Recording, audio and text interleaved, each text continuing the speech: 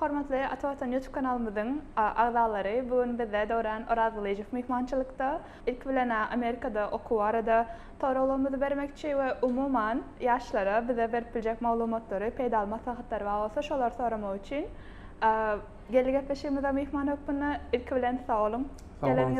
Sağ olun için ve şirketleşi kurnağının için. Sağ olun. İlk bilen sorolumuzun başlasak doğrana Bot Alman.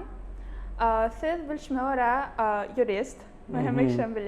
Yani işlerinizi ilk bilen education yani alan biliminiz hakkında başlasak nerelerde okudunuz, nerelerde işlediniz? Köp adama bilir, yani bilmeyen adamlara malumat hükmüne şolara ayıp verseniz ilki. Ben ilk bilen şirketleşi kurnağının için sağ olsun. Tabi aslında benim mailnamamda battı. Şirketleşi kurnamak. Tabi esas şirketleşinin maksadı, neticede şirketleşemede önemli. Tabi bizim hakikaten Türkmen yaşlarımız, oğlanımız, kıyılarımız dünya derecesinde bilim almana öğren okuyuplu. Son için birinci men kırmızının gerekli biri motivasyon. Motivasyonda neymi nusxa alarlık adamlar. Şu yol geçenlerden ilki nehir geçiptirler. Şuralarda malumatlar almak. Tabi Harvard diyesinde birinci getleşinde Harvard'da okuyan bir cennet bilen getleşik Harvard'ın bir yönetimi bakalavr talibim der ol. Doktorantura da okuyanla, PhD'de okuyan bir talip. Yaşıyla ödem tuğuleme. Son için de ilk bilen şirketleşik kurnamak, ödem bir gelecek jurist hükümüne umamentini köprekte mertaniyen. Son için de benim elbette käbiler geňem köpler Atawatan Mediýanyň hem esaslandyrjysy hem baş redaktörü bolup öz mihman bolup gatnaşyp nähil edip ýöne bu gerekli getleşikde men mihman bolup gatnaşsam da Kaliforniya Üniversitetiniň magistrliği talip hukukuna gatnaşýan. Häzir getleşiň formatyna laýyk gelýär. Ine şu getleşikde de esasen näçe maksadyna hem getleşen adamlar şeýerek top ýetýär. Dünýädäki ilkinci o üniversitede yeriyen talipleri şunu okuyan Türkmen oğlan kıyılarımız bilen ya da okanan bolsa da şolara sohbetleşik etmekte. Son çürüm benim üniversitemde Kaliforniya Üniversitesi aslında 10 kampusunda varat. Berkeley kampusu aslında bir şey yeriye. Benim kampusum dünyada 58'de yeriye. Son çürüm ilkinci bir de yeriyenin adından da şu hükümde katlaşıyan ben hani jurist hükümüne ait bilecek adlarım var. Yani onun ülke tenma soraladınız. Bakalavr, magister okumadak. Ben Türkiye'de 9 Eylül Üniversitesi İzmir'de yerleşiyor. Şöyle bakalavr şunu okudum. Magisterlığım şunu okudum. Hukukçu. Magisterlığım şunu okudum. Doktoranturanı şunu okudum. Ben de PhD var şu an. PhD var. Hem İzmir'de 9 Eylül okudum. Cennetin gepleşini tomaş edemde deyip de 26 yaşlarında PhD. Ben aslında 26 yaşlarında PhD'de okuyattım. Öyle yaşlarında hani şu vatlar benim PhD okuyan vatlan, yani doktorantura da okuyan vatlan, benim 20 vatlam şonu attı. Ben 32 yaşımda aldım PhD derecemi. Umarında PhD almak için 6 yıldan gerek. Aldım 6 yıl cennetim şeyleriydi. Amerika için ama dünyada aslında standartı bir den reaksiyonda. Az demekten 5 yıl doktor bolýar, ýöne 5, 6, 7 ýyl gerek bolýar. Indi menin esas bilim baradaky derece bilen magnaşyk näme şu ýöne. Şu periodda da aslında şunu aýtyp bilerim. Men mysal üçin John Hopkins Üniversitetiýe, o dünýäde ilkinji universitet ýeri, onu ýerden watlaram ba. Washington DC, ýani Amerikanyň Birleşik Ştatlarynyň paýtagynda ýerleşýär. Şonda 6 hepdelik bir kursa gatnaşdym. Şeyle hem New York'ta bir aylık bir kursa katlaştım. O İngiliz dil kursu dolu yönü. John Hopkins'indeki liderlikle manaşık kıldı. Onların koşma şahit yani yönü. O zaman US Davis'te, hani Kaliforniya Üniversitesi'nin Davis'te de Thomas programlarında da katlaştım. Magistra başlamadan odan. Eğer şimdi alakbar sorulan şimdi eğer bağ olsa bilemek, sorulan görkemedin ilki. Jurnalistkan düzgünlerine layık gelen ok diydin. Hem jurist hükümde hem jurnalist hükümde diydin. Belki demek diydin. Yönü soramasan da belki aytmak mümkün değil de Amerika'da okuyacaklar için Summer School diyorlar. Thomas nemeden vardı da aytmak isteyen eğer. Bilýäňiz sebäbi tecrübeniz bar. Öpeýdarlygyna bilýän şonu. Manaranda menin demem. Häzir bolsa da Kaliforniya Üniversitesi'nin Davis şäherinde ýerleşýän Davis Hukuk Fakultetinde 2 yıllık hukuk magisterlarında son bir yılına cemledim. Thomas Canicul'una ecemi, doğrulama, sizi dostlarımı, ata vatanımı görmek için geldim. Hoşçakalın. Bana bir näçe günden sonra da ýene ilme sağlam ýana gitjekdim sağlam diýip aňarda. Onun hudawam etýärdi. Ne şeyler, gysgaça özüm barda aýtsam, bizim de kim da geplenlerini aldım. Ana döwrana köp kişi gyzyklydy siziň aýam PhD doktorantura derejaňyz bar. Köp adam pikirlenip biler, bu adam näme üçin ýene magister derejesinde okaýar. Şonuň sebäbi. Men bilýän sebäbi siz hiç wagt bilimden doýmaýan adam, elbetde o wadyr, ondan başga nähili. Doğru. O sorak hakikatdan hem soraýarlarym bar aslında. Birincide ýaşlygynda bir arzu bolýar adamda da, mysal üçin men Amerikada okumak arzum batdy. Sizde de vardı. Ýöne ol arzuwy näme? Wagt tap bilýärdi kädetne. Elbetde Amerika men 1-nji ýylda 2010-njy ýyl edimde. Şonu dädim diýipdi, men aýtýan ekenim diýmek, öýde de aýtýan ekenim de arzuňa ýetdiň diýipdi. Ýani o wagtym John Hopkins Üniversitetine gitdim 1-nji ýylda gidimde. 6 ýyllyk bir olam gysgaça okuw, liderlik bilen magnasyl okupdy. Şonda da ýöne hani magisterlik derejesi üçin ardan okumak gerekdigini bir näçe soň Amerikaýda da hasam inandım. Esasy men okuw dokumentasýonda diýen adnym ýerinde men mysal üçin elbetde mende PhD bar. PhD ýöne Türkiýeden PhD. Amerikada da magisterlik bir alaýyn, hani ilki bir magisterlik alaýyn. Täbi birinciden şu arzumy şonu dogry ýerine ýetirmek üçin elbetde hakikatyň ýene bir hakikatyň bir bölegi bar. Men şol magisterlik okap ýöne periodumda ene 1 ýyl bolsa da 2 ýyl bolsa da ene çağlamda da Amerikada okutmak mümkinçiligi eýe boldum. Olam bir gowzat. Täbi hem öz bilimimiz üçin hem çağlamda. Elbetde o çağlam gözetmek üçin bir 2 ýyl bolsa da Amerikada bir bolup gelse çağla okullarını ondan sonra ýerde dowam eden ýerlerde bir uly tejribe edip pikretýän. Täbi men ol tejribe etmek üçin palançylyk araşmaly boldum. Onu çağlarda bir gowmykçylyk bolar diýip pikretdim. Täbi men muny böyle dokumentasýonda açyk şekilde aýtdym da men 2 tane maksat bar, esasy maksat diýipdi. Esasatlaryny bir sana aýtmaýarlar şu. Esaslarym dil mümkinçilikleri şu ad bilişimiz boýunça ingilis dili dünýäde hem ilmiň, bilimiň, tehnologiýaň esasy ösýän bu doktorlaryna ingilis dili öňýär. Şoň üçin hem size hem çağlangyda ingilis diline. Ýem çağlar meni geçip barýar, geçenlerim meni geçenlerim. Şoň üçin çağlar üçin hem gowy mümkinçilikdi. University of California Davis hukuk fakültetine tapşyryňyzda requirements, yani talaplar nämedi? Tapşyrmak üçin. Esas talaplar mysal üçin zamanym standart mysal üçin magisterlik derejesini tapşyrýarsa, hani bakalavr derejesini üçin tapşyrsaň başgarak bolup biler. Ona maýdar ýer gerek bolsa, mysal üçin bakalavr derejesini başlaýar. Şonu öz nememde elbetde 1-nji nowatda aýtyp biler, dil aýtyp biler ýa-da transkript aýtyp biler, ýani ondan ömeter senin geçen ýoluň men pirinçi olar üçin gyzykly. Täbi hakykatdan hem okumak isleýärmi ýa-da okuwakany Amerikaýa gelmek isleýärmi? Men pirinçi şu esasatda. Şonuň üçin okujak bolýan bolsa, magisterlik okujak bolýan, hukuk bölümini okujak hawa ýöne sen şu adysy näme etdiň? Olara şo gyzykly. Men pirinçi şu. Indi esasatdan birim senin geçen ýoluň. Yani kädetine bolýar, hukuk maslahatçy hukmyny kädetine gelýär, men telekeçilik şeyletçek diýen iň soňky maksady kredit almak. Mysal üçin palan bank diýe, daşyryk bank diýe kredit berýärmiş palançy milyon dollar diýe maksady şu kredit almakda. Maksady telekeçilik etmekde. Şondan soraýarlar, şoňky maksadyň näme iň esasatda? Maksadyň hakykatdan hem okumakmy? Onu näme etdiň sen? Şu adysy näme etdiň? Ol her nimede de derejede mysal üçin orta mektep derejesindemi nämeler etdiň şoň etmek üçin okujak bolsaň, bakalavr okujak bolsaň näme etdiň, magisterlik okujak bolsaň näme etdiň, PhD okujak bolsaň näme etdiň. Ýani senin düňkü edeniň ertirk etjegin garantisy aslında. Sen ertirşini etjek diýen düňem şunu etdiň.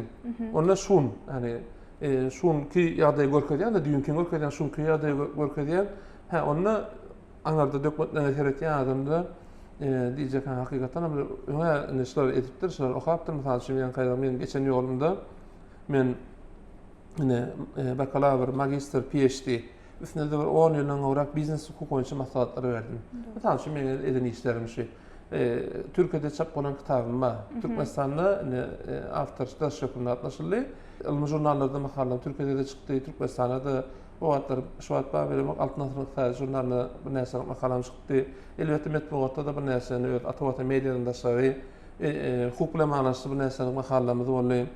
Dünýäniň günçeklerinde konferensiýalar berdik. Amerikada mysal üçin beren konferensiýama çıkış etdim konferensiyada. Türkmenistan'da da ve Türkiye'de ve Kipr'da ve Azerbaycan'da ve Gruzya'da çıkış ettim yardım çonok. Gruzya'ya gittim oraya şu an.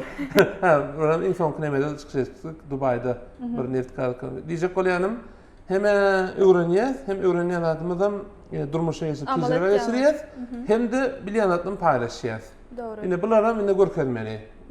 Mağlanında yazan nokta odatları.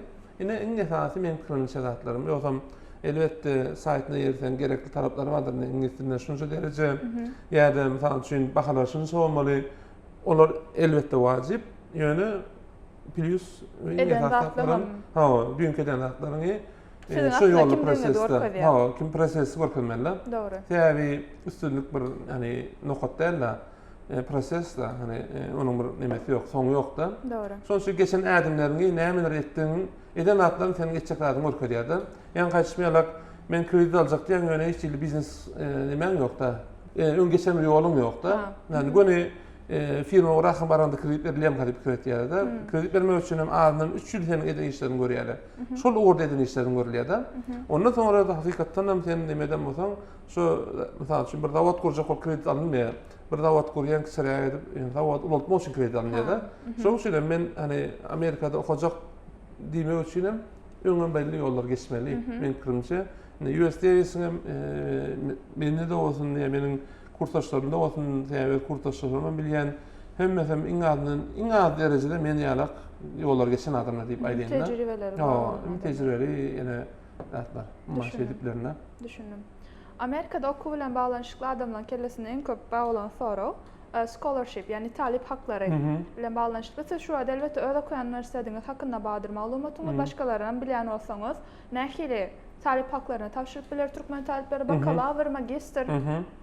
Indi birinci osurda birinci novatda şunu aýtyp biler benim pikirimçe. Mesela üçün Amerikan hökümetinin öz berýän talip hakları var. State scholarships. Mesela üçün Fulbright we University we başgalardan barda biz aslında mektep okuwçylaryndan başlap flex maksatnamasy, ondan sonra üniversitetin talipleri üçin, doktoralar üçin, magister üçin, ýene üçin bir näse anaklar bar. Atawatan Türkmenistan websaytynda işte Instagram hesabynda paylaşýar. Türkmen ýaşlarymyz şu wagtda birinji nowatdan habarly bolsun we bir näse adam dokument tapşyrsyn we şolar üçin iň münasipleri okuwysyrlar. Iň münasipleri ýetirler we insanlara netijede watanmada iste Türkmenistan'da iste taşarda bolsun hem özüne elbette nowatda tämin köp ulanýarsym bardyr. Özüne peýda bolmayan adam başga peýda bolmaz. İlkinji nowatda özüne peýda bolsun. Doğru. Ýakynlaryna peýda bolsun. Adam özüne peýda bolsa, onu watana da peýda etmek mümkinse. Täbi özüne oňaryan adam watana peýda bolar. Sonuçta dünýäniň ýeresinde de bolsun, münasip adamlar, münasip ýaşlar gitsin diýip de bizden paýlaşyp durýar. Birinji nowatda ýankalar Amerikan hökümetiniň berýän stipendiýalarny aýtyp biler. İkinji nowatda her universitetiň özüniki bar. Her universitet mysal üçin meniň universitetim tawsiramda men aslında stipendiýa diýip elbetde beren isleýän ýöne aýratyn stipendiýa diýip bir neme ýok. Bir hani şuna da tavsiye diýen bir neme ýok. Köp universitetlerde men bilýän şeýle ýöne öýde sana belli bir meşgulde berýär. Mysal üçin seniň ýaly ýaş kadrlary men pikirimçe ýylyna $100.000 bererler. Men öňem sana da şeýle hodaşyň taşna da aýtdym. Mudam diýenler näme? Elbetde pulun bolsa gowdat. Yani elbette tanışmada gowdat. Ýöne tanışma pulum ýok diýip oturmaly. Täbi ýankarak mümkinçilikler bu stipendiýalar näme derler? Hani seni belli bir şert bilen berilen stipendiýa değil. Hani mesela şunu diýen at ýok. Sen üstünlükli eğer nemen bar bolsa sana berilýän we karşılıgy ýok. Munyň karşılıgy ýok. Senin onun karşılığını etmen nemen ýok, borjun ýok. Ýeke jadadyň onlar näme sabaklandyn? Üstünlükli okamak. Täbi elbette stipendiýa beren adamda berýän stipendiýasynyň karşylygyny görmek ister. Şu manada talibin üstünlükli bolan ister. Sonuçta her üniversiteden öz stipendiýalary bar. Ondan daşlary da okap ýöremätän stipendiýalary bar. Başga da stipendiýalar bardy. Eşitýän, palan diýip öwrümäsem özüme kılyklank görmedim. Eşitýänligiňden. Ýöne birinji nowatda şu üniversitede tawsiýany wagtyňyzda üniversitenin öz stipendiyaları. Öz avtomat beriyor, köplen çağrı avtomat beriyor. Senin stipendi talep etmene gerek yok. Yani kahvelerini stipendi için hem ayrıca form doldurmalı yani. Onu doldursan, o senin eğer şu nasip olsan sonra sana beriyor. Üniversitede onu tapağı edip bilya. Ştattan üniversitede devlet hususi bir kayarlıya, ona göre etkiliye bir iyiliği adaylarda. Doğru. Yani sizin tecrübeniz doğru. Bilmem ha. Türkiye'de neyle kodunuz? Türkiye'de de mi? Türkiye'de yok. Türkiye'de men hani yüz silengiden hani ne medyatında Türklerde o hatları değişip yani Baba Bank diyatında hani yani değerde bankta diyatında nehil adaylar diyenler şeyleri diyatında. Düşündüm. Man onun için köp finansal kıyınçlıklar köp çektik kabul yani tarihin adına kavuşun yani. Düşündüm. Talip o kıyınçlıklar diyemizde Türkiye'de şundan başlalı, ondan sonra Amerika devam eder. Talip altınız öz uğrunuzdan işlediniz mi? Esas maaş o gıdıklı ve hukukla bağlanışıklı okuyanlara da nerede hukuk biliminizi dine okanın bilen artan ok, bizimki sebebi hem praktika hem teori ikisi bilek ya. Indi şey aytip bilen men ikinci kursdan doktoramdan sonra Thomas başladım. Thomas Mekanikul'da bir juristin yanında, Ankara'da advokatın yanında iş başladım. Sonra da Thomas Kanikul'da iş yaptım dine. Sonra hatta moda Thomas Kanikul'da gelen doktor mu Türkmenistan'a? Mesela şimdi diyelim bir ay geliyor, 2 ay işleyen. Şeyde değil. Hatta ikinci kursa geldim, bir ay ara işledim. Üçüncü kursa gelmedim hem. Finansiyada mümkünçülük vermedi ona işlemem gerek oldu. Dördüncü kursa geldim. Sonra magisterlikte de işledim, doktorlukta da, doktoranturanda birinci yıl Anadolu'nun için onda da işledim. Mesela için yerden finansiyasal okuyattım. Hukukunun günleri, ondan sonra akşam açarı iş yaptım o şekilde. Yani şu vatlar şimdi hemen modattı. Ben hatta son zaman aytyan da o vatlar turizm Antalya'da işlemek modattı. Ya hal tatmak modattı. Sonra da ben yani hiç vatta da öz orumdaşına çıkmadım. Yani hukukta mesela için elbette mesela için Antalya'ya gidip işlemek bilen yeni öyle işlemek bilen aynı ayakkabımız öğrenip etti. Beni yardım etmişler. Birinci iş başlamda hep delik veriyordu. Onunla 15 milyon lira attı da o atım 15 milyon ihtiyatı. Yani 15 lira belki de 15 dolar oluyor da orta çalanda 15 dolar hep delik iş yaptım. İş başlandı. Yönü sonra bilen tecrübem bilen hukumun artması bilen adati bir diyelim ki başka bir iş yerlerden mükafel gitti. Yani öz oğlumda ben işlemek istedim daha da. Öz oğlumda işledim. Başka hiç şeyle etmedim. Öz oğlumda da yine yan kaçışmayalar. İkinci kurs kutarımdan sonra mesela için doğru yardımcı elbette bir ay işlendim. Üçüncü kursta doğru işledim. Thomas Kanikul'una. Yani Thomas Kanikul'una gelmedim deyinden. Dördüncü kursta da yine de yankara bir ay arak geldim ödeyenler. Umarım da Türkiye'de dine öz uğrumdan. Türkmenistan'da da umarım ben öz uğrumdan gitmek yani jurnalist kayla kaptanı emeleri vardı. Yine Türkiye'deki o kapıların vaatında dine hukukularına şu vaatta ben hukukun çayında mesela için aktif hukukçular topluluğu diyettik de klubunu kurduk. Son prezidenti oldum. Aktiviteli jurnal çıkarıyordum. Aktiviteli jurnal çıkarıyorduk mesela için Türkiye'nin o vaattaki yukarı tutumun başlığı vardı. Sami Selçuk diye şunu üniversitede getirip konferansa verdik. Adalet Ministri Türkiye'nin hikmeti Sami Türk o vaatları. Şu bilen röportaj yaptık. Şu gurunun çağından. Da şu vaat bizim hukuk fakültetimizde neme geldi. Aktif eğitim sistemi deyip bir sisteme geldi. Sistemin adı oldu. Bir nemeçik ön mutasyon kampüs nemede amfide 200-300 adamlık zanlarda tabak verilen olsa klasları 20-30 adamlığı ördüler da ettiler sonra bizim klubun adı aktif hukukçular klubu jurnalımızın aktivite olan için biz getirdik krediyenlere mat hakikaten da afı böyle der bizle manası yok o yani şeyde var neme geldi açık olanlardım dinle var elbette tafakla bilen oldum elbette nem ettik men klub prezident hükümde şunu yaptım da öz azarlamada şundaki yine geçiremedi tarihin birinci vazifesi tabakları. Yani tabaklamada kavga edelim, biz nuskada olmalı, elbette öne çıkmadan adam biz o yerde. Biz eğer tabaklamadan başarmakta olsak diyecekler var da, böyle yani kulüplerden olup da tabaklarından başarmak diyecekler. Sonuçta ben tabaklamadan kavga şükür normalde geçti. Sonra hatta da şartlar ettik olmayan kırmızı gelecekte durmuşumda, sonra gelecek durmuşumda köp peýdalaryny gördüm. Täýen kaçmaýarak da etap da batlanjak da. Doğru. Sen öňkü eden zatlaryň diýene şoň kälek kiçilikde maşlamaly. Men bir pursatdan peýdalanyp öňem özüm gepleşip geçirimde aýtýar tuşamaýdatym gelýär. 15-25 ýaş arasyndaky biziň eden zatlarymyz senin 30 ve 45 yaş arasında geleceğini dizayn etdiği. Hakikaten sen 30 yaşından sonra gowy yaşamak isteyen olsan, gowy etmek isteyen olsan, 15-25 yaş arasında özüni gowy edip yetiştirmeli. Ve yöne eğer 45-50'den sonra da gowy yaşamak isteyen olsan, 30 yaşında diňe täýärlady şu öňkeden zatdan iýmeler, elbetde gowy yaşamaly yöne şol wagtda da özüni geleceği elbette Allah bilýän näçe yaşamady hemme uzak yaşaýar fark bilelim dostlarymyz ýöne 40-45 yaşdan sonra da biziň nähili yaşajaktygymyzy biziň şu 30 bilen 45 yaş arasyndaky perioddaky eden atlamız. Yani täze döwür ütkep döwürem şu emel intellekt generat şu döwür. Soralım biri. O bilemokdum gelin. Şu zatlara da sen özüň adaptasiýaň etip durmaly bolýanda. Doğru. Şonuň üçin de bärde misal üçin ýani her ki soraňa diýene şu jogap dasyny näme üçin magistrlik täzeni tämin update bolmaly, täzelemeli özüm täzelemeli. Tämin 10 ýyl önce kalan bilimim elbetde o bilim bu ýöne tezler ýöne men täzelemeli. Döwrüň talabyna görä özüm täzelemeli. Şonuň üçin hem de diňe şu 15-20 yaş arasynda etdim 30'dan sonra gülýärak ýaşaýan diýip durmaly. Konfortly bolanda çykmaly ýa-da şo bolýatynda da. Şol wagtda da ýa-da 30 ýaşyndan sonra durmuşyň lezzetini çykarmaly. Iň gowy şekilde Mehmet Ama diýen başardyňda iň gowy şekilde ýaşamaly. Ýöne şol wagtda da ýene de özüňi geleceğe täýärlamaly.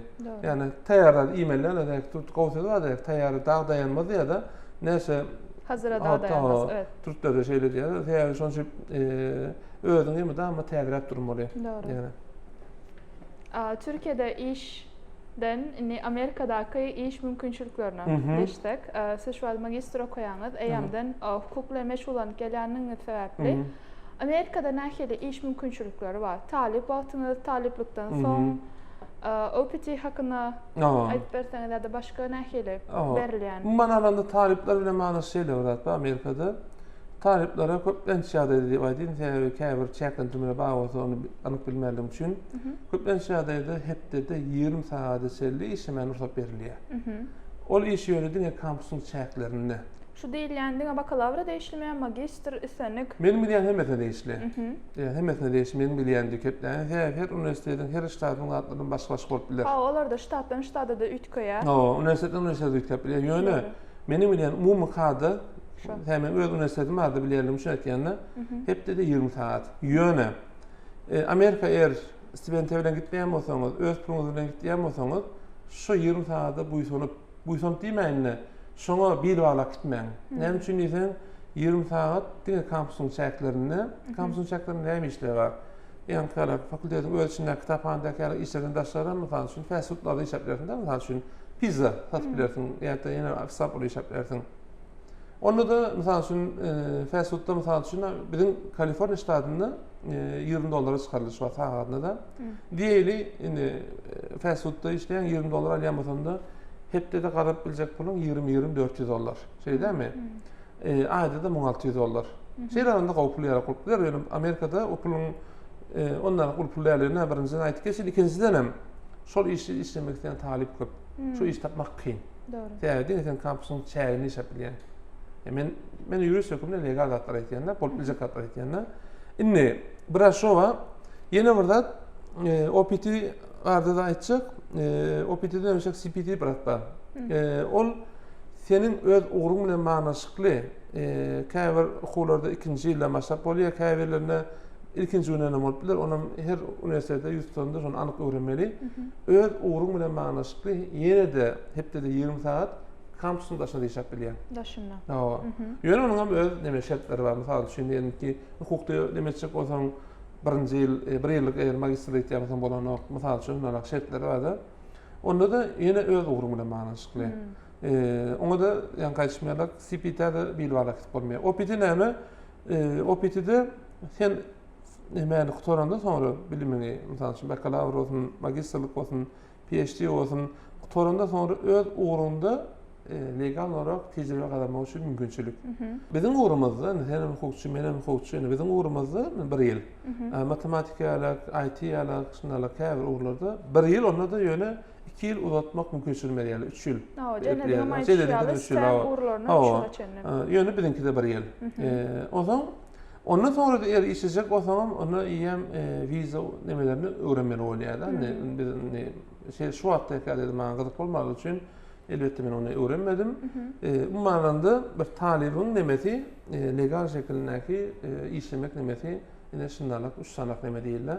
Bırakan son seyrinde ehli işler, yine öz uğrumuyla mağlaştığı belli şartlarda CPT, bir hem hukuklarında sonra da bir yıl yıllık öz uğrumuyla hareketleri için, hukuk hareketleri için onda da bir yıllık tecrübe isteten onun şartları var. O şartların yerine getirdiğinde sonra elbette iş tapmalı onun için demekten bir yıllık işlemek mümkünçülüğüm var. Olam sana gelende, qaytıp gelende mesela için Amerika tecrübesi elbette senin gelecekteki nemene hani iş durmuşuna ulu tesir edecekler. Men kırmızı olan peydalanat. Dörana indiki sorumuz, eğer sizi Instagram'dan aydarlayanlara bilerler, töleme alsa bileleşiyor deyip UC Davis Hukuk Fakültesi'nde bir bileleşik var. Açılışım Advanced Legal Scholars Association. Bilişme ora, siz şu an prezentlerine faydalanır. Bu bileleşik nahili işleri alıp bariya esas şu hakkında bir malumat verseniz, nemeler ettiğiniz, neme planlarınız var? Ne? Sağ ol. Demek ilerleyen kendiyim. Elbette. Ben o vardı da hakikaten başkalara hatta şu post paylaşıları gördüm. TikTok'ta sağ olsunlar köp adam kutlap yazılı demek kişisel kültürlükte halkımızı beğendir yani kendine. Yani benim kişisel kültürlüğümde o hakikaten beğendim. Ne? Aslında ben şu an sayılarların bizim okullarımız 10. May doktoraya ilan edilen periyodun yani 19. May April'de oldu. Sonra prezident sayılanım yöne Afsanlı şu an prezident hükümünde o at sayılanan prezident şu an prezident hükümünde o vakti entegre işi başlamız yok. Biz hep o zaman semestr başlandı biz Ağustos şeyde bizimki yani dekanım değildim ama hani bir yerde o zaman dedim Türk mesanlar gelecek gelimde sonra maslahatlaşıp neymet biliyatipte. Esasen nem Afsanlı nemeti biz öz ağzalarımız birinci novattı onların gelecek kariyerlerinin bağlaştığı yani şirketleşiklerimiz formatına değinle aslında bizim üniversiteler giden juristleri çağırıp mesela şu konferanslar nemedilerde yani hem için kızıklı gelecekte bizim fakültede bizim üniversite doktorların şu hatta kariyeri bizim fakültede okuyup veren yaşlar için yaşlar yani ben yaşındaki oğlanlar için kızıklılar yani nemeler etip olacaklarını yine şunu aslında görüyor muyum? Geçen yollarını paylaşıyorlar. Geçen tecrübelerden ama o zaman bizim de metodolojik tecrübelerimiz olan için elbette nemene metrek jurnal çıkaracak oluyor. Umarım ben sayılı sularıma diyelim şunu sözüm verdim neyip olsa neyder neyip olsa. Türkiye'deki edin gibi yani. Ha Türkiye'de de çıkarttık neyip olsa bir yerde Atavatan çıkarıyor hayat diye. O zaman yine orada da metrek oluyor aslında bizden önkü periyotdakiler ettiler. Neyip olsa bizim fakültetimizde okuyan daşyurt talipleriyle birleşip biz şu yerde mesela medeniyet günleri yarak mesela bizim neyip olsa elbette prezident hükümünde ümmetine denemeden olan yöne sol vatta da ne Türkmenistan rayet hükümünde de ne Türkmenistan tanıştırma için bir fırsat. Biz yani birinci edip bizim fakültetimizde belki de Kaliforniya Üniversitesi'nin Davis kampüsünde deyinle Navruz'u belirledik. Bizim regionumuzdan sonra bilim arayan talipler olup Navruz'u bizim fakültetimizde belirledik. Birinci edip. Şunun için bir de yani biz bunu Alsan'ın prezidentliğine elbette Alsan'ın konstitusyon şartlarındaki vüdiplerimi yerine getiren yani şu vakitte da Türkmenistanlı hükümde de mesela Türkmenistan tanıştırma için bir mümkünçülük dileyen diğer şeyler öğretmeden biz daşı yurtta hak ben onun ömrü köp paylaşanlardım yani belki bu gepleşik bunu biz tomoş ediler deyip şöyle de ayet geçeyim biz yani iki pasaport bilen geliyor seyir alandı birinci de rayatlık pasaportumuz yani ben de oralı hiç hükümde ediyen birim Türkmenistan'ı ülkülsüre getiriyor şu manda pasaporta elbette iki pasaport edecek o mandada yani köp adam devran adını unutup bilir. Yani yönü bir Türkmenistan'dan unutmaz. Yani şunun için ben qawy bolsam Türkmenistan qawy, men yaman bolsam Türkmenistan yaman. Hemmek O esasda biz şonu ülküçülük etýäs. Tabi birinci nowatda ölmede wekilçilik etýär, ikinji nowatda maşgalamada wekilçilik etýär, dosýaramada wekilçilik etýär. Şol wagtda da iň esasadan watanmada wekilçilik etýär. Şonuň üçin iň esasadan daşyrda ýene wagtymyzda ay men daşyrda ýerim istän medeniyet elbetde etmekden eder. Ýöne şol wagtda da unutmalyal öz ýurduňa da wekilçilik etýär. O sen aýtmagam gerek keldi. Türkmenistanly diýip aýtmasaňam sen Türkmenistanlysyň şöyle de. Şonuň üçin biz gelen ýermizde näme? Birinci nowatda şol bolýan ýurdumyz haýsy ýurtda bolýanmyza kanunçylygyna laýyk hareket etmeli. Olaryň esasatdan biri kanunçylygyna laýyk hareket etseň, üstünlük kazansak bizim kazanma üstünlügimiz ine şu wagt mysal üçin Alsan prezidentine saýlanmam Türkmenistanyň tanynmagyna da mysal üçin şeýerde de öz fakultetimizde de ýa-da şu Kaliforniýa Üniversitetiniň içinde de şol adam näçe adam ýetemedi. Ente diňe saýlaw etdik şu wagt aktiwni işe başlamadyk. Edip bolsa şu periodumda yani menen bir periodda nemetçek prezidentini semestr. Men seçjek özüm hani ikinci semesterde täbi men kirmçe bir hormatly ödipe başga da bu hormata laýyk bir näseni talip we olaram o hormaty ýaşatyrlar. Men ha ne bolsa özüm bir semestrden soňra saýlaw geçjek we kim kandidat bolýar, men kandidat boljak gal. Kandidat kim bolýan bolsa da şoňa taýsyrjak. Bolsa özüm hem täbi öňkü prezident saýlananda saýlaw nemesi biz bir daşyrda ýene talip atşy kimiz saýlaw nemesi komissiýasy bolupda. Ýani saýlawlar biz geçirdik kimiz. Saýlaw netijelerini hatda özüm ýazyp tutmuş o prezidenti, meni öňçek prezidenti. Ne bolsa prezident höküminde men saýlawlaryna nähil geçirmek konstitusiýada hukuklamy ähsin ulanyp, masalan bir saýlaw komissiýasyna tapşyryp, ne bolsa täze prezidenti. Şonuň üçin men ne bolsa bir semestr bu edip barjak. Ondan sonra ne bolsa başgasy. Düşündüm. Dörana indik soramyza geçdik. Maňa esasy gyzykly we men urumda okuyanlara da gyzyklydyr. Hukuk uruna okuyanlara berip biljek sebäbi siziň köl tejribeňiz we şu adam Amerikanyň Avralia Üniversitetlerden birini okap ýörsiňiz, nämeler maslahat berersiňiz? Başga urlar soramak siziň hukuk nämeleri maslahat berersiňiz? Haýsy ýoldan gitmeli? Men kirmçe bir hukukçy adından magistr derejesini almaly. Adından. Adından magistr derejesini almaly. Täbi döwür şonu talap etýär men kirmçe. Elbetde hukukçy bolmak isleýänmäsiň diýenler. Täbi bakalavr ýeten ok. Täbi bakalavr umum bilip alýarsyň. Magistr ýem bir ugur saýlaýan. Yani mesal üçin ýene öz tejribemde alsam men mesal üçin magistrlikde jemgyýetçilik hukuky we husus hukuk diýip aýrylýar mesal üçin. Men husus hukuk uruny private law'da da mesal üçin ýem şondan emes başladym. Onuň haýsy ury ýa umumy okaýanyň? Ýok, men ol ýem iki aýrylýar, şoň biri bolýar. Türkiýedäki tejribe maýdanynda özel hukuk diýerler, türkçedäki nemesi. Özel hukukda men mesal üçin ýem ol seniň uruň saýlawalan dissertasiýaň bilen manaşykly bolýar. Men mesal üçin joint venture, hani daşyurt halkara maýa goýumlar diýenler. Türkçede katdym kitabym bolmaly. Planla goýnalar bolup bir ýakyn jandyken. Beýtmedik. Men planlamda ýöne şu ýerde atlanmadım bilýärmi? Milletler arasy doğrudan ýatyrımlar açısından joint venture. Ýani Türkiýede men çykan dissertasiýamyň Türkiýe bölegi, Türkmenistan we Türk hukukyna emetdik. Şonuň üçin bir insiç görnýär, täbi. Şonu da 100 bira sayfadır. 100 sayfadan geçer eken. Mesela men şurada, men doktorskim dissertasiýam taýlamda bolsa da neft gaz bilen manaşykly neme bar? Önler paýlaşmak şertnamasy PSA diýilýär. Production Sharing Agreement şu orunda men emetdim. Ol ýa senin dissertasiýaň bilen manaşykly bolýar. Düşündüm. Amerikadaky nememizde şu LLM diýilýär bizinkide de magistrligimizde LLM'de de şeýle bolýar. Men mesal üçin umum alma sabaklarında concentration diýilýär. Concentrationy men mesal üçin taýlamasam da bolýar. Umumy LLM diplom alýan. Men mesal taýladym, business law taýladym, business hukuk taýladym. Birinci semesterde şoň talaplarym dol ýerine ýetirdim. Şu wagt mesal üçin men eger aslında magister doktor edip bir ýyl doktor bilýärdim. Şoň doktorsam men iki diplom bilen doktor ýa-da umumy LLM. Hem saýlan uruňy da medialar. Önde business law'da da. Ol ýene sertifikat ýarak bolýar, diplom alamda şeýlerinde. Yani hep bolsa indiki ýylda mesal üçin ýene alman sabaklarym dowam edip de tax law diýilýär, salat hukuky diýen manaşykly. Şoň üçin ýürütde sabaklary taýladyk. Biz şeýle neme etdik, kitap programına berdi.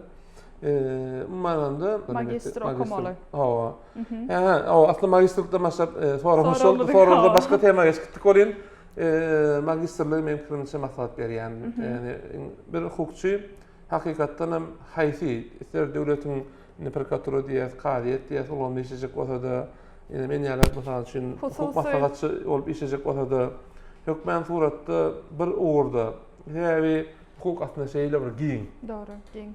Mesela için bana köp soru geliyor da hukukçu olan köp adam hemmedat bilýän kadiyede. Elbette hemmedat barda maglumatym var. Hemmedat barda diýen mesela için biz maşallah hukuk barada da, jenayat hukuk barada da, ýeri beýlik hukuk barada. Hukuk düşünjäň bar? Okudyk tabaklar, alyk tabaklardan geçdik öňe diýen bilemok diýen. Gone. Täbi şol temada nüanslar bolýar, her hili jikbetjikler bolýar. Täbi hemme temadan bir adamyň başı nereden olsa mümkün näle. Eğer hemme temadan başka diýem bolsa, diýmek bir temadan başka ok diýmek bolýar mümkinçe.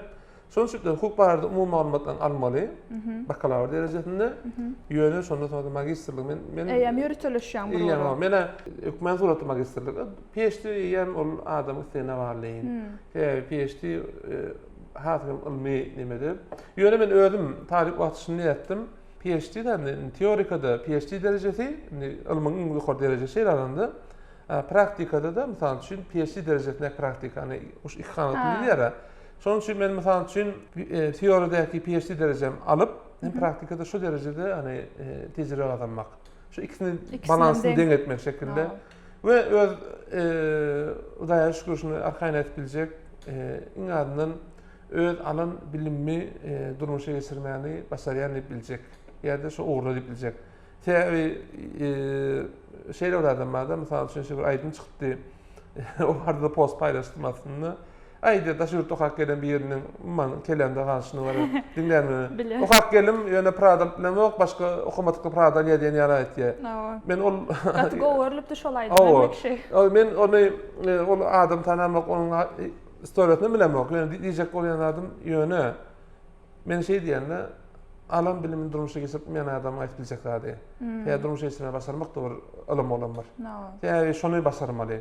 Elbette alan bilimi durmuşa geçirmeye başarmaýanmasaň, yani know-how näme diýär? Know-how diýende bilimi gymmaty görmek diýip terjime etdiňde, täbi alan bilimi durmuşa geçirmeni başarmak olan bar. Olam eýem bir üstünlüğüň demeki. Şoň üçin ýa-ni tejribe diýär, mesela şu men şu adny kendim talib hukmyny başardığımdan daşından özünü yetiştirecek olup köp datır etýän görýän berekellah, hani hakykatdan berekellah. Men öňem bir şundalyk talibimiz bardy. Biri gelip gitýän şu wagt bir o ýerde işler ötýär, şu adyny aýtmaýyn, belki işini bilen maňaşly dogry dälmi? Şol talibim inde senýalyk töwereme okap ýören wagtynda özüni durmuşda yetişdirmek üçin köp daýat etdi. Täbi esasat ýan karakterinde 15-20 periodunda talipler. Sizin geleceğiniz şu özüňiz dizayn etýäňiz. Elbette Allah'ın eline kalp, ona sözümüz yok. Ýöne Allah Taala bize bir irade beripdir, erk beripdir. Şol üçin şu döwürde özüňiz dizayn etýäňiz. Hem okumak, okap ören wagtynda daşary işlemek, tejribe kazanmak, ol ören gymmatlar. Täbi on garşyny 30 ýaşdan sonra hasyl kafalarsaňa näip bolsa, bu hakykatdan men şunu durmuşda ýoly geçmek üçin aýtýan. Hani elbette Prada da alarsınız, elbette hasy ýokartnama alarsınız. Ýöne durmuşdaky esasat Prada däl, hani şoň üçin okumak mene mudamada şunu diýende, hani elbette bir aslında bilimi ikinci plan etmek, bilim hükmen ne diýen teoriýa hyzmat etýän ýa-ni aýtymda gowy halandy bilemek on sözüne ýöne mene meslenme wara diýmek populär boldy da. Halan diýmeli populär boldy diýende. Populär boldy. Bahana tapmana sebäp. Bahana ören gowy etdiň. Bahana tapmana sebäp diýende. Täbi adam paýram başarysızlyklaryny bir bilen örtmeli. Hani sebäbini günäni başgasyna okmamak üçin nemede? Şoň üçin olan bir başarlyk, olan bir alan bilimini durmuşa geçirmek, dünýä niresine bolsa da bolsun, onu bahana gerek däl.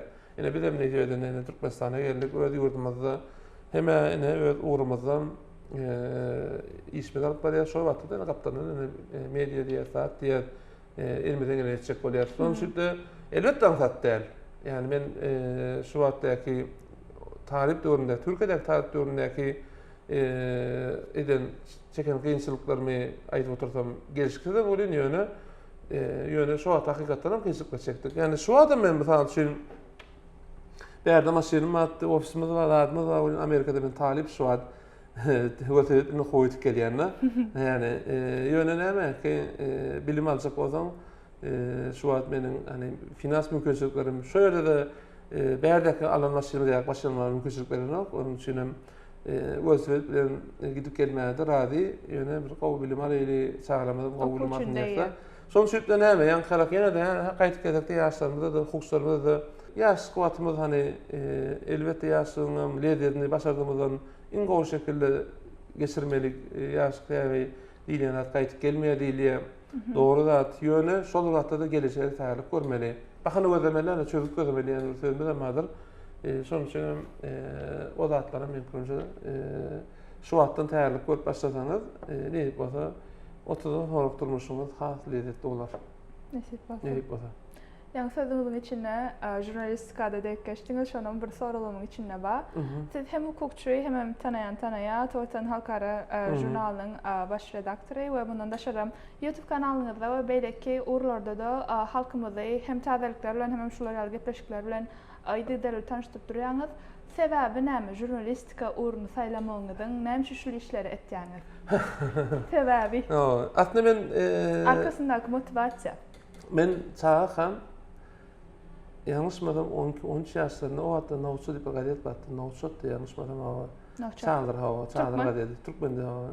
Son esasında yetil guruluydu yani yetil gazeti. Sonra men şu gazetden bana neme geldi o havada. Set oğlan bir yerine diýende. Yaş habarçı diye bir neme geldi. Yani şu vatlar özümçe crosswordlar neme edip özümçe biraz da taýýarlap ulat ýetdim. Şu vatlary. O wamyzda o vatlar gazet neme gelýärdi. Mesela şu akşam poçta gelýär. Şu akşam poçta gelýär, erti paýlanýardy. Şu ertiňe garaşma hawlup gidip ölmelýärdi poçtadan. Oňa öýe gelsem de agam elinden alýar. Mende de şu adam bardyr, işdem gazet gelende birinji men okumak gelek bardyr. Şu adam mı? Oňa birinji okajak bolýar. Men birinji okasym gelýär. Oňa näme bir okusaňyz bolanok. Yo, birinji okumana gadary. Ondan soň okasam bolýar elbetde de. Näme diýetdim? Öýe gelmeli, öýümizden poçta mektep ýany oturup okap öýe gelip. Yani aslında metbuat ýa-da gyzyklanma şu wagtlardan başlady. Soňky periodlarda mesela şimdi Türkiýede aktivite jurnaly guran wagtymyz hiç iltijilerimiz ýok. Menkem ýok, esas baş redaktör ökümne. Hiç kim ýok, hiç kim de ýok. Ýöne özümçe ähli Türkiýede çykan metbuatlary görüp şular näme etdi, şu wagtlardan başladym. Oňa Toğutan bilen magdyşyk nämenem, ne sorarlygyň üçin aýdyn, hiç ýerde aýtmadym, bilemok. Men 2006-njy ýyllarda, 2005-nji ýyllarda başladym aslında bu zatlara. Türkmen Weekly Energy Review diýip bir çykarýatdym. Weekly Energy Review. Nemede PDF'de köp ingilis tilinden taýýarlanýardy. Metbuatdaky şu Türkmenistan bilen maş habarlar PDF edip aslında dünyada nähil professorlar var enerji bilen maş şolar amaliyat şolar. Muhtemelen iberýatdym. Sen bir neme diýär ki Türkçede medeni cesaret diýär. Günü kantada geçmekten hiç ilgili çekinip duran adam değil. Yani köp ulanyan sözden bir yere madır. Iş durmuşumda da kâdetine bir neme diýär, şonu diýen adam. Günü gelen keyin iki gözüne başka aýby ýok diýär. O zaman men şonu süpde, mesela şu günü açık şekilde öz niyetimi koýandan sonra hiç ilneme ýok. Şeýdip köp nemeler batdy. Daşyurtlardan mesela şu neme batdy. Halkara enerji agentliginiň nemesi batdy, ekonomist var, şolara şeýlem uğratyatdym da, email list şeklinde gitýärdi. Ondan sonra şondan başlady. Şondan başlady diýilýär. Toğutanyň 2006-da başladyk şeýlerimizde. Ady başgatdy elbetde. Sonra Türkiýe-Türkmenistan.com diýip Adem Kura diýip bir Türkmen şoatky partnerimiz aslında Toğutanda şo bilen birlikde bir sayt öretdik. Esas Türk dilini etdi. O zaman yine de PTR nemeni, şu önkü nemeni yani Twitter diýip bizden esas aýtýatdyk da, yani Weekly Review var da. Onum 2010'da nem biz yine de Türk dilini etip başladık. Onda da Türkiýede, yani Türkmenistan'da iş alıp baran biznesmenlere iberýatdyk. Köplenşen başka da hani Türkmenistan bilen gyzyklanýanlara diýinler. Olan PDF formatynda etdi. O zaman 2013-nji ýylda Toğutan Türkmenistan jurnaly çykaryp man Cemi 110 mung sanlarını Türkmen ve İngiliz dilinde çıkardık. Dünyada paylandı. Hatta Birleşmiş Milletler Uramasının şu hattaki Ban Ki-moon ha şottu. Başka Katar Türkmenistan'a gelen bağlaş bir haber tayarladık. Bir yürütü sanı tayarladık. Şu sanı Birleşmiş Milletler Uramasının resmi Twitter hesabından paylaşıldı. Birleşmiş Milletler Uramasının resmi Twitter hesabından şu jurnalın linkini paylaştılar. Doğru jurnalı şöyle okuyabilir yerler edip. Yani diyecek olan Türkiye'nin prezidenti, şu hattaki Abdullah Gül prezidenti, Türkiye'deki ministerin tatemmesini yalaktı. Yani meclisin başında Türkiye'deki köp daşırtlardan o hattaki Pakistan'ın premier ministeri vardı. İslam Bankı'nın prezidenti, dünyanın köp yerinden şunlarla aktarlar yürütü bizim jurnalın şu makaleler yazdı. 2019'da şeyle bir print versiyonunu çıkardık. Ondan sonra da aslında 2016'dan sonra da esasen online bölümünü yani site hükümünü aktifleştirip başladık. Şu an jurnal şeklinde çıkaramızdık. Yöne şeklinde haber formatına esasıydı. Ne düşünüyorsun birinciden ne hobi? Sorumş. Ben hatta şey diyenler hobi de lobby diyenler. Hobi de lobby? Ne öğrenmiş ne dedi? Hobi hükümünü başladım lobby diyenler. Yani her aydan zaten biz Türkmenistan'da öz vatanımızda da okilsiyetiydi mi? Yani Türkmenistan'ımızı vatanımızı taşıyıda tanıtmak esas yani nememizin biri. Yani şol ruhta da ne maglumatlar misal üçün in öğrencisi biz şu an ne etmek bolýar? Sen başladın. Benim de başladığımdan da şu bilim alyanları seninle tanıştırıp şu gitleşe devam edecek olur. Bir ne etmek bolýar? Dünyanın en yukarı 100 tane üniversitesinde bilim alyan alan taliplerine sohbetleşe etmek ister. Ve neticede ne etmek bolýar? Yaşları motivasiya verecek bolýar. Sebebi Harvard'da okumak, şunu ofiste bir gurun edemizde bir iş yerimizde şuna soradık. Şu gepleşiklerden sonra seni ne mi tesir kaldırıyor diyenine ön karanlıkta indi bir hilli yatıp barayani. Amerika karanlıkta. Ön Amerika karanlıkta indi bir hilli yatıp barayani yalak deydi. Öğren qoğu söz. Benim fikrimce.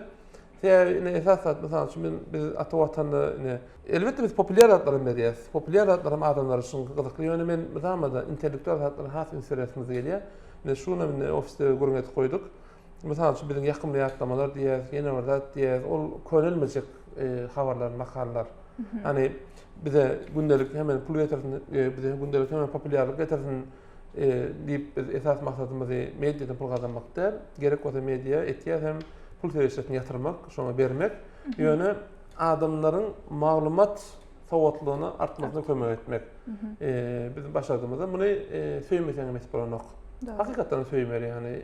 Elbette ahli işlere söylemesen etip olmayan yönü metbuat hasan şeyler. Onun lezzet almalı. Sonra edende haberleri birinci verecek olmak mesela için o lezzetler adamlara bir sonra mesela için peydalığın aydanını sonra bizi beğendiler sonra. Yani mesela için görüyor musun? Elbette bizim maksadımız Amerika adamları yatırtmak değil yönü bir adamların Amerika'ya alak yerde dünyanın bir ösen yurtlarını in ösen üniversitelerini bilim almak boyunca olan oğlu izva ne deyip olsa görüyor musun? Şu attan fikret başlayacak, okat bileceğini şunu öyle tayarlap başlayacak. Yani bizim mesela şimdi sen geçeceğini için şimdi olsa şirketleşimiz halın tomaşı nemesi men esas peyda şu.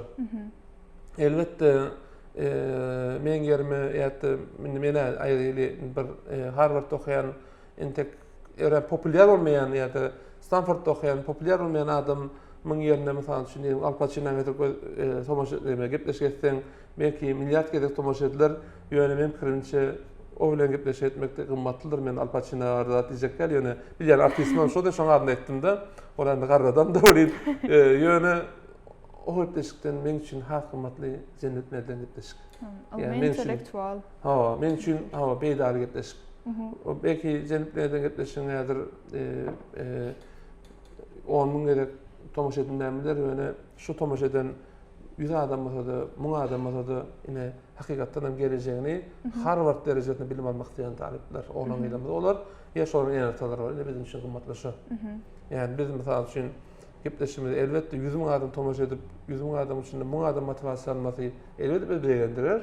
Ýöne esasda şu adamlara adyşykly peýda bermek ine bizim alýan lezzetimiz şu. Yani şonuň üçin ýene bir gepleşik gurnaryň üçin başlanyň üçin sağ bolsun aýtýan bizim ata watan hükümne elbette etiyat bu işi. Men öyle Amerika baramdan sonra öz nimederlen bilýärlerimi, bilmeýärlerimden tanışyp da bolmasa online şekilde de gurulmagy elmeden gene ders diýip umyt etýär. Cemile ben de orana doktor oldum. Yok, Cemile yok biliyorum ama yer ayt geçsem orada. Tomuşladığınız şu sağ olun. Onu kayada masak değil. No. Nemani soracaktım yadından çıkmadan sorayın. AI, emeli an. Şu an en popüler dünyada ve hakikaten hem gımmatlı nämede. Bu zatlar size yamulan başladınız. Size Instagram'da ya da başka sosyal platformlarda ilerleyenler, bilenler. Yaşınıza göre tuğulama gatıda ettiğiniz. Men Türkmenistan'a gatı bir ulanyan adam. Yaşınıza göre ne diyecek onu? Yok, tuğulama adaptation'ınız göre Türkmençe uygunlaşma. Bu gerek zat. Öz üçün kimin Darwin'in sözü var değil mi? Hayvanların içinde en güçlüleri diri almaya diye adaptasyon en goy edip bilenler diri alıyor. Şunun için diyecek olum. Sizin yaşınıza zat diyorum. Ulanıp eýän başladyňyz, şol sebeple Emeliýan bilen bağlanşykly sorum bar. Nähile görýäňiz geljegi türkmen ýaşlaryna men pikirimçe berilip bilinjek iň ol maslahat bollugyny özüňiz şoň uýgunlaşdyryp, näme, nirde okap bolar, şonu öwrenmek. Siziň öz görüşiňiz näme şol meselede? Emeliýan, artificial intelligence geljegi. Sağ ol, men aslında görýäňim şunu etjekdim, şu atýan aýdan soň ýadyma, indi ýadyma düşýär. Bakan öyle şekipleşti de ona aradan ayrıltıyında. Şu emel intelekt bilen manasy şu adan edin işlemizden görüp bir gepleşti herlemek yani özüm geplep etmek niyetim atdy. Doğru masam unutup durunam. Sağ ol soragyň üçin täbi. Yo, bundan sonra wagtym bolmaz mı? Belki Amerika barymda soňa daýmasam, ýöne bäde niyetim atdy. Belki ertir wagt bolsa ederin. Ýöne o gepleşik edet etmek aýry gurun, soragyňa jogap bermek hemde o gepleşik etmesek de peýda bolsun diýip aýtdym. Birinciden emel intelekt barada men 4 tanak gatlyk görýänligini öz pikirimi aýdyn. Sarp etýänler, ullanýanlar, öndürýänler, ullanjylar başga mı? Yo, äger aýtsa onu. Sarp etýänler, ullanýanlar, öndürýänler, öndürtýänler. Inni. Sarp etýänler kim? iPhone'u diňe lifte surata çekmek üçin ulanýanlar. iPhone'un köp häsiýetleri bardyr, emel intellekt bilen araşykly. Diňe surat etmek, Instagramda paýlaşmak üçin ulanýanlar. Sarp etýänler, diňe tüketýänler ýa-da diňe sarp etýänler. Ulanýanlar näme? Mesalan, şu meniň özümi şu kategoriyada görjek bolýanlygyny, görýänligim menim görjek bolýanlygym. Biz mesalan şu näme etýäs? Emel intellekt bilen biziň bir gepleşmeden bardyr, Türkmenistan habarlar diýipdi. Şu gepleşikde biz misal üçün aslında şu ýerde köp adam indi gepleşende soň aýtýarlar. Şu ýerde suratda İsmail'in suratydyr şu. Video geplerýärler aňy. Biz näme etdik? İsmail'in sesini ilk bilen emel intellekte klonladyk. Emel intellektin kellesine diýdik ýene şu İsmail'in sesi. Biz misal şu İsmail'in şu istendik dilekip etip bilýär. Arapça, fars dilini, ingilis dilini, haýsy dünýäniň haýsy dilini etip bilýär şu wagtda. Suraty goýýar. Şu suratda da tekst berýär. Şu suraty İsmail'in edil şu teksti okayanla agnyat gymyladylmaly bolsa da şu şekilde gymyladyp da video ýaly edip video gurup berýär. Yani teksti şu ingilis dilinde bolsa ingilis dilinde gepleýär. Mesela üçin biz hak ullanýas. Yani emel intellektin şu häsiýetimizi alyp näme etdik? Habar gepleşigi ýaly edip habar gepleşini gördük. Mesela üçin ullanýanlar. Indi hukuk bilen manaşykla men gaýtşym ýaly hukukda da köp etip boljak nemeler var. Emel intellekt bilen manaşykla hukukçylar üçin gyzyklandyryp soramasa hukukçylarym şu esas ullanjy pozisiýasyna geçmeli. Hani diňe sarf etýänden geçmeli. Emel intellektin geleceği men pikirimçe öğrenýüli. Diňe men pikirimçe kömek için pikirim şu bolsa gerek. Şol şekilde elbetde mesela şu şeýle diýerler, emel intellektin şeýle diýenler hem adamın peýdasy var diýenler. Mesela şu ullanýan näme bardyr? Mesalym, aslında men mesalymda köp bilinýän mesal bıçak bilen alma kesseňe vitamin berer. Adam kessende barjak ýerim berer, uday taklasyn. Sonuçta esasda şu nirde ullanmama sarmaly, dogry ýerde ullanmaly. Doğru. Kanunyň şertlerini ullanmaly, gowdatlar üçin bolmaly, peýdalatlar üçin ilkinji nowatda özüň üçin peýdary, ikinji nowatda da ýaşaýan jemgyýet üçin peýdalatlar üçin ullanmaly. Doğru. Sonuçta emel intellektin geleceği uly bizemni şonu indi mesalan Kaliforniýa benim esas San Francisco'nun yanına Silikon Üniversitesi'yle şöyle Stanford Üniversitesi'ne gittim. Palo Alto diye mesela San Jose vardı şöyle gittik şu mesela Google'un merkezine var gördük, Instagram, Facebook merkezine var gördük, HP merkezine birinci dönen yere var gördük. Başka ne yapayım? Apple'e gitmedim. Apple'den adamı söyledik, esas kampanyaları ne? Apple'm silikonculuk olsun. Aha, son şimdi hava. Bir nesneler kampanyalar merkezinde, bir de silikonculuk etine yakın bir yer dediğinde, gene silikonculuk etinin merkezler değil, yaşayan yerimiz, okuyan yerimiz. Şöyle bolayan adam yok bile de bizden başardığımızdan AI diyesen, emel intelektin öğrenecek olayız, sonu yok, entek. Son sütten yaşlarımızdan için vaatlarını TikTok'ta 15 sekundluk rahatlar için bir direkt tavır etme. Elbette olan gıdıklı atlarını görmeli, peyda atlarını görmeli. Yani esas atlarından emel intelekt bağlanışkı öğlen yetiştirtilen yani 15-25 periyodunda şeysek gelecek öğren oluyor. Benim kırımcı de Türkmenistanlı oğlan gaylarımız emel intelekt olunup milyoner değil milyarder olup bilecek mümkünlüklerimiz var. Son sütten esas yaşlarımız sonra en bir şekilde peydalanıp da legal şekilde solatlarını öndürüyen derecede yetirli yani. Geçenlerden 100%. Dostum okudum da. Nasip var. 100. Hukuk yeni öğrendik. Şu perspektivadan sorayın artificial intelligence bilen bağlanışıklı sorağı.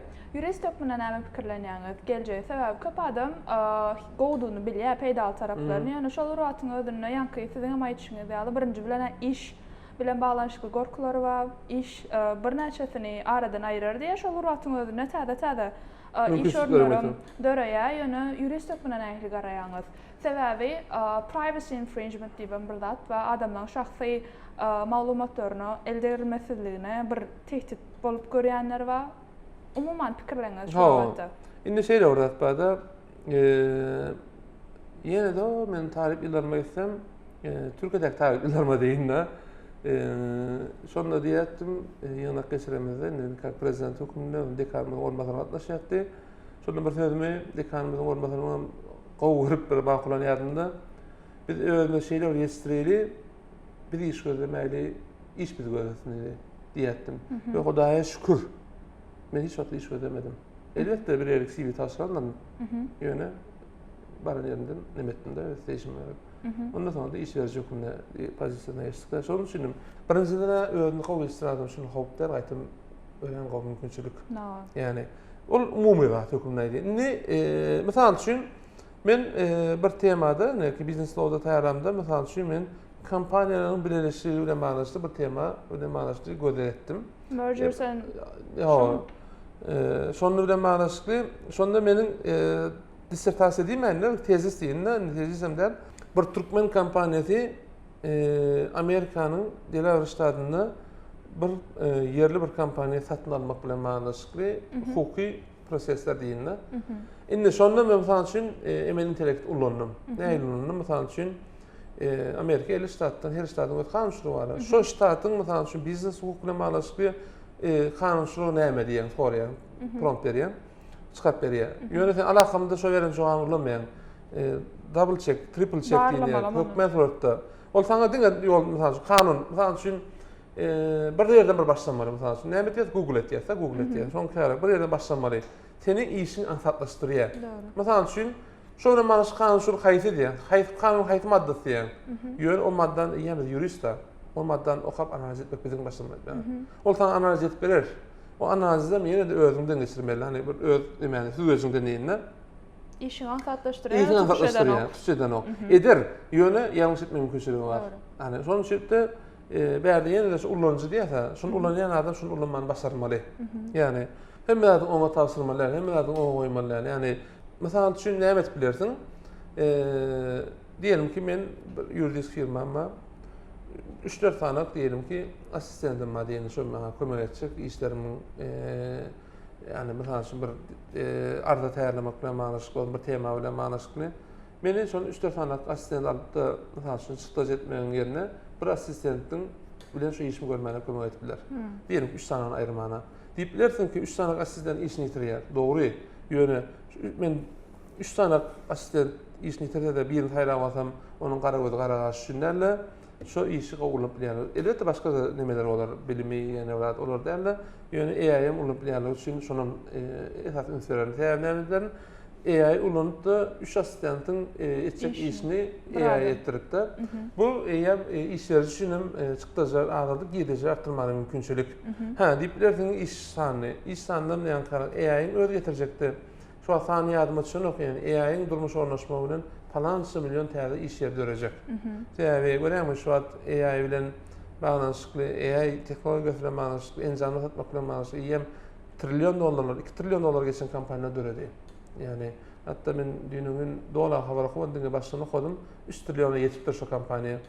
Şonuň üçin hem AI-ň öz getirjek mümkinçilikleri hem bar. Doğru. Yani şonuň üçin ýene de diýende ağzından ýaşlarymyz düşünende AI bilen baglanşykly, ağzından AI ulanjysy, emel intellekt ulanjysy derejesine gelmäni basarmaly.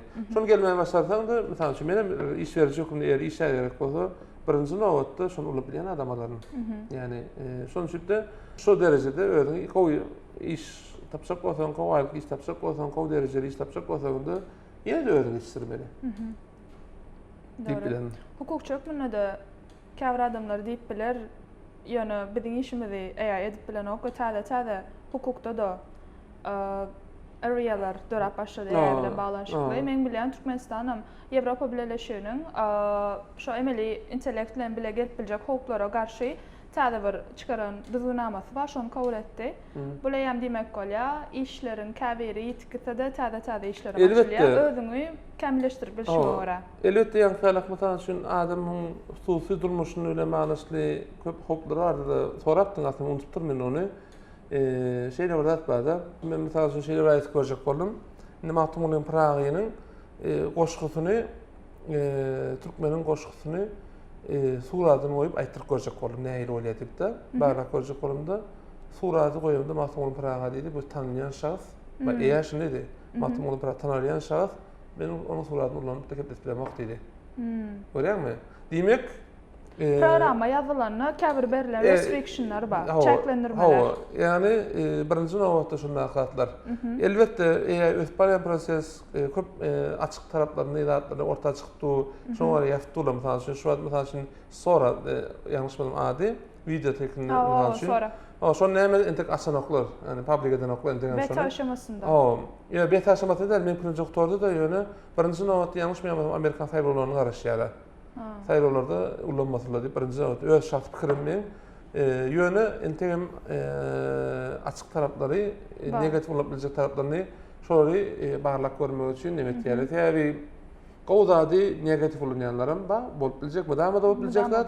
Ýöne bir negativ ulanar diýip de ulanmakdan nämetmenler. Täbi pozitiv bolup boljak taraplardan köpde. Hani negativ ulanýan öňünalmak, kanşylyklanmak, ýene adamlar başga ýollarny tapmaly, onu gadagan etmekde derler. Şonuň üçin AI-da da şoratda da mysal üçin AI-ň da howplar bolup biler, ýene ratlar bolup biler. Ýöne şo, onu ýan karapçak mysalmaz erişmeli ýaratdy. Adam bir niýeti bilen magnaşyklar. Şonuň üçin de şoň öňünem almak bilen magnaşykly, ýa-ni kanşylyk, ýa-ni öser dünýäde hem ýurtda da şoňa barada tejribe öser. Juristler de mesela üçün AI boýunça mesela üçün işleri derlejek, prokuror boljak bolsaň, şonu ýene bilmelisiň, AI näme ulanýar, näme diýip ýa-da mesela gazy bolsaň, karar çykajak bolsaň bilmeli, adwokat boljak bolsaň bilmeli. Iňöne kejesde, otaň ýa-ni şahsiýet nemesini goramak üçin AI nemelerine garşy master concentration dikdir mesela üçin.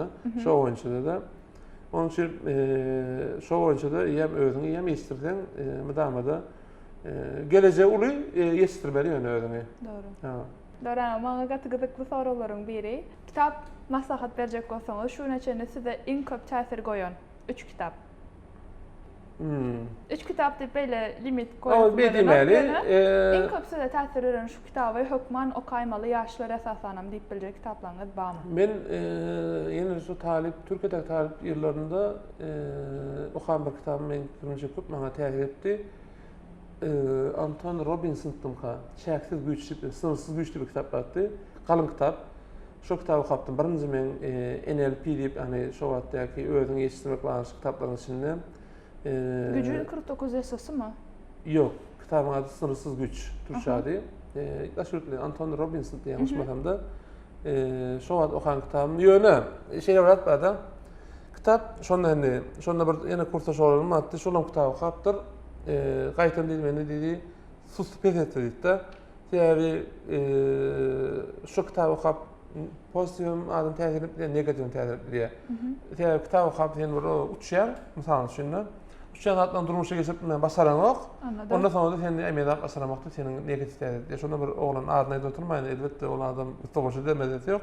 Yani onda da bir Türk oğlan da şey deyipti, bana şu kitap deydi, qaytım negatif təsir etdi deyipti de.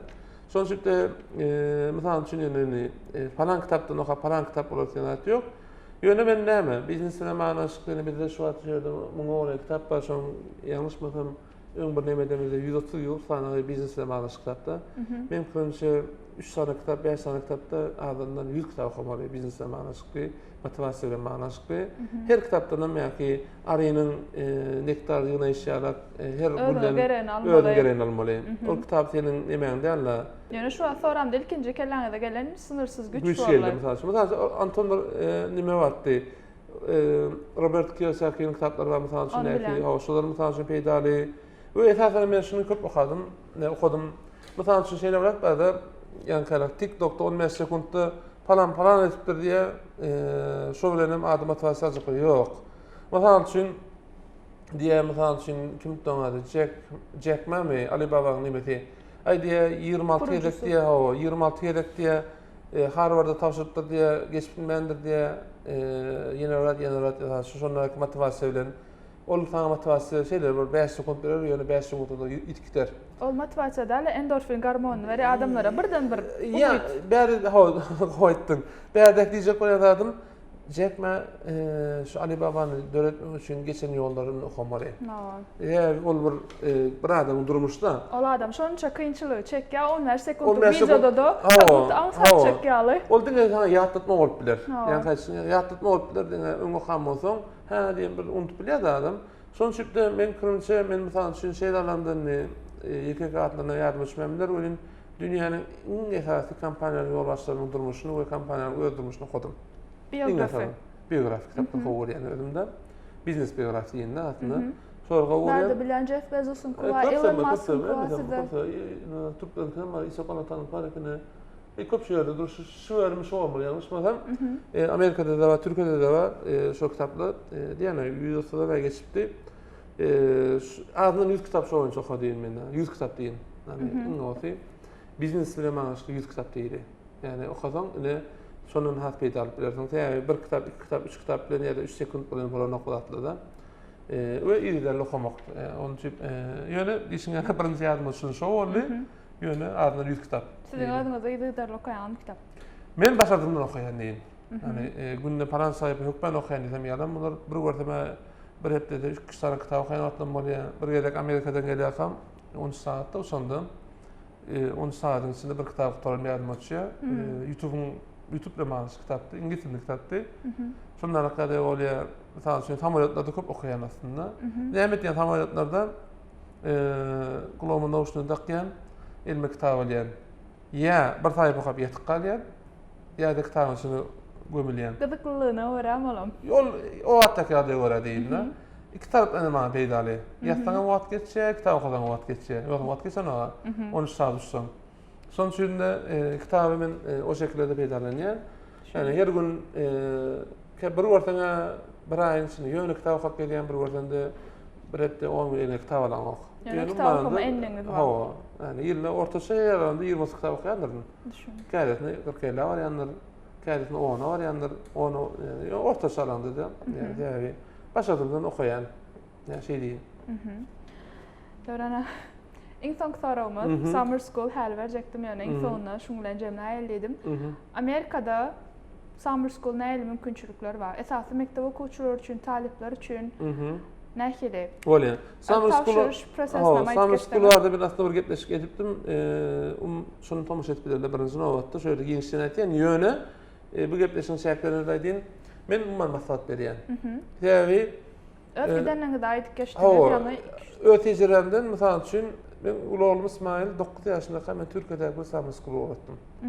İlk ödünü? İlk ödünü yani şeyle İstanbul'a elttim. Ondan sonra da Bursa'da geçti. Bursa aktifleri öyle. Sonra da Almanya'ya vardım. 9 yaşında etti. Ve İsmail'e şunu deyiptim, çağa ikinci ret aşırıda çıkıyor. Oğlum dedim, elbet enetanı göresin gelirdi, oğlan göresin gelir. Yönü içecek elacını okumalı berdi. Hem kamp şekilde. Senin in esas yoldaşın kitap olar dedim. Sonra bir tane kitap alıp verdim. Nemeden? Kitaphaneye gittik ilki. 2000'de gittik İstanbul'a. Sonra o kitabı okuttur. Sonra işte başka kim geldi kitap oradan bir tane okuttır. Ve sonra gelenler sonra da şu neme bilen gidip bir şu seriyeni 8-9 tane kitap dinlen sonra okan yardım etişe. Yani kitabı olan bir hüvet sonra döretti çağda. Tabi ve İsmail'in şu durmuşta da ben son peydasını gördüm. Ne şu adam yan karak İsmail'e mittiye bir otobüs deyip basa çok yürüsün mittiye baka 100 bin anlaşıldı yok. Tabi öğrenmem Samur School'lara köp gittim. Yani Samur School olsun ya koşması demeler olsun köp gittim. Türkiye'de de gittim. Yani Amerika'da bu nesede gittim. Ummat adaylarım var, Alanya adaylarım var. Belki stipendiyalar yoktur Samur School'larda. Yani hükmen suratda Amerika'da okutacak olsan, Avrupa'da okutacak olsan, Şurada okutacak olsan, okutmasak olsan, bir yerde okutacak olsan da şu hükmen suratda peydalı. Yani sen iyiyem öz aşına, mektep okutuşka, öz durmuşunu, özünü cevapkarşılıklı öğreniyende. Sonuçta yani kaçmaya şu gepleşiyor, neyli tavsırmalı Samur School'un onu şu gepleşiyor, tomaşatır ha o yerde ben aytıktım da şunu tek aytıda oturmayın. Yöne mektep okusun kanma, üniversitenin tarihini kanma, master için ama hukuk tarafında sonra ama her yıl programlar köp. Şoların ne öldür ne mi? Gıdıklanıp tapsalar ve hükmen suratta da benim en atalar verdi. Hükmen şahidede finansına manası yerler köp da verdi. Benim kırmızı hükmen suratta da çağın geleceği için uludat. Yani ve ne sen onu soramadın. Bakalavra net girmek için ya sonradan da etmeye gittim mi bilemem. Üniversitede tavsıracak olsam, bakalavra tavsıracak olsam da Amerika'da üniversitede okuyacak olsam ne gerek sonra onu ben özüm sonra yaptı özüm çıkart vereyim onu. Magister sordum size. Magister sordum ben bakalavra bir taş ayet geçeyim. Buyurun. Bakalavrda okuyacak olsam birinci novatda elbette SAT gerek. SAT yani xiyalak cennetin gepleşinde de vardı. 1600 bal cemi. SAT'den mesela mümkünden yukarı alsan kabul ediliyor. Elbette novatda birinci novatda SAT gerek. İkinci novatda mektepteki bakalavranın transkribi gerek. Üçüncü novatda işte Samur School yaman peydalı. Şu temada hakikaten mesela çünkü ben diyen IT uğruna okuyacak diyen üniversitede diyen yöneten IT filamansı izah etmedi falan. Yine Samur School sana mümkünçülük veriyor. Sonuçta Samur School'un şu IT filamansı Samur School kadar. Önden gıdıklanıp geliyanın görkezmeliğine. Hem görkezmeli hem de hakikaten şu transkribin gelen transkribin sen nimede olup biliyanda. Samur School'lar sertifikat veriyor hem bu taramızdan tabii. Misal için İsmail'in de transkrip veriyor. Görüp şu benim biliyanım üniversite okanına şu ara tabaklarını şundan boşaltılıyor. Yani İsmail'in de şu veriyor. O zaman referans hattının esas hatlarına bir şu veriyor. Yani düşün mesela için Harvard'da Samur School okuyor. Harvard'ın Samur School oyuncu dekanı sana referans veriyor. Yani elbette okumalı olan yok ki gittim geldim derler. Sonra alsan ertek günü ya taşırsan da sana Harvard'dan alınan referans var. Peyda da ertirler. Ulu peyda. Ulu peyda. Sonuçta yani sonuçta Samur School'a yine de şöyle bağlanış kaydında birinci SAT, ikinci mektepteki bakalan nimeti, üçüncü Samur School ve dördüncü referans değil yani Samur School'larına alıp buraya referansı ya da yine SAT'nin oldu oku bakalan oldu öz mektep olmayan referans atanan da oluyor. Dördüncü şu değil. Beşinci de öz uğrumuna manışkın neyem ettim. Esasen volontörlük atladı. Mesela için ol cennetin gepleşine içerek ağa çekmek yeni öğret. Mesela şunlarla katta olaya yeni öğretle olaya karada öz uğrumuna manışkın neyem ettim.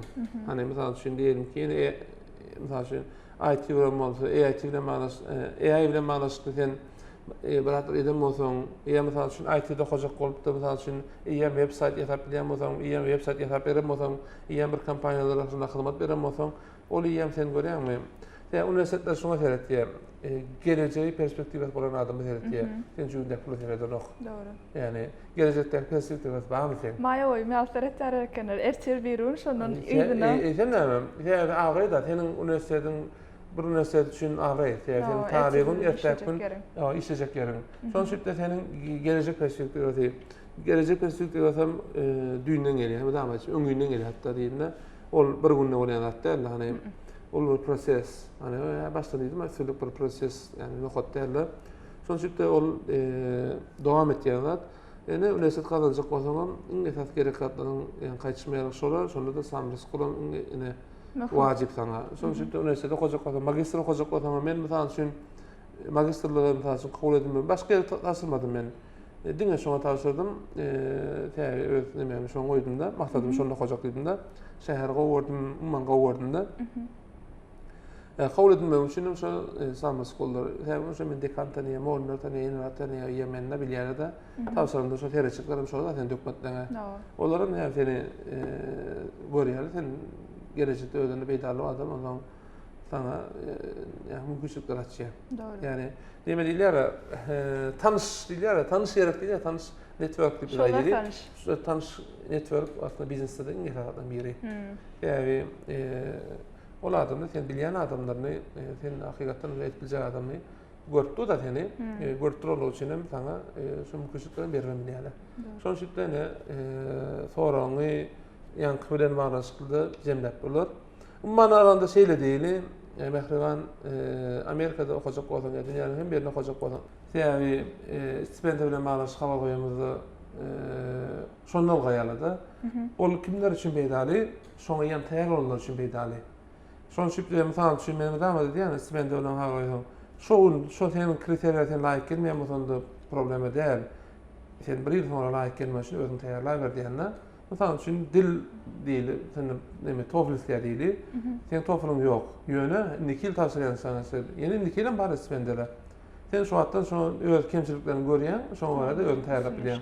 Onun üçin de şurtda okumak handan üçin mysal üçin käsne bolýar da çakyrykdy näçman berýär belli da şeýler soralara gelýär da olar bazyr edip almalanýarak görýär da ondan zat ýok.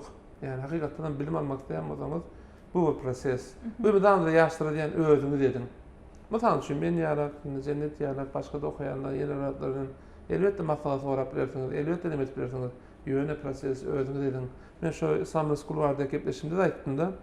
İsmail o wagt 15 ýaşynda tawşyran wagtynda bu prosesini 15 ýaşynda öýe tawşyrdy meňatlarym. Elbetde men däle sökümde köp maslahatlar berdim, ýene wagtlarda maňa sorady.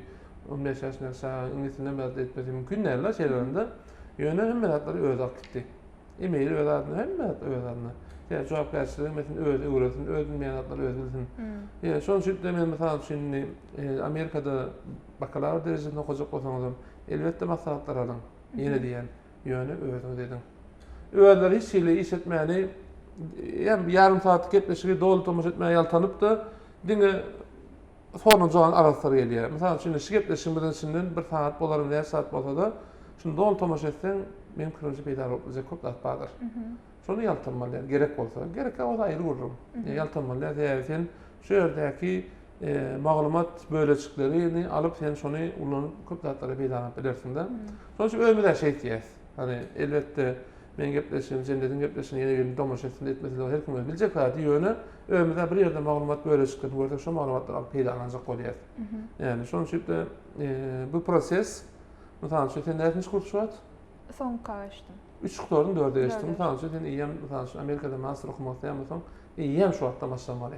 Iýem başlandyrsın belki ýöne, ama başlamaly. Täbi ol maýa gelende sonra algamak iýem ýetmemelersiň. Şoň üçin bu proses, yani bu proses iýerek başlamaly. Mana aýtylacak adam. Başga da soraňyz diýende. Soralar bar da köp sağ olun. Gelenigde, gatnaşanyňyda.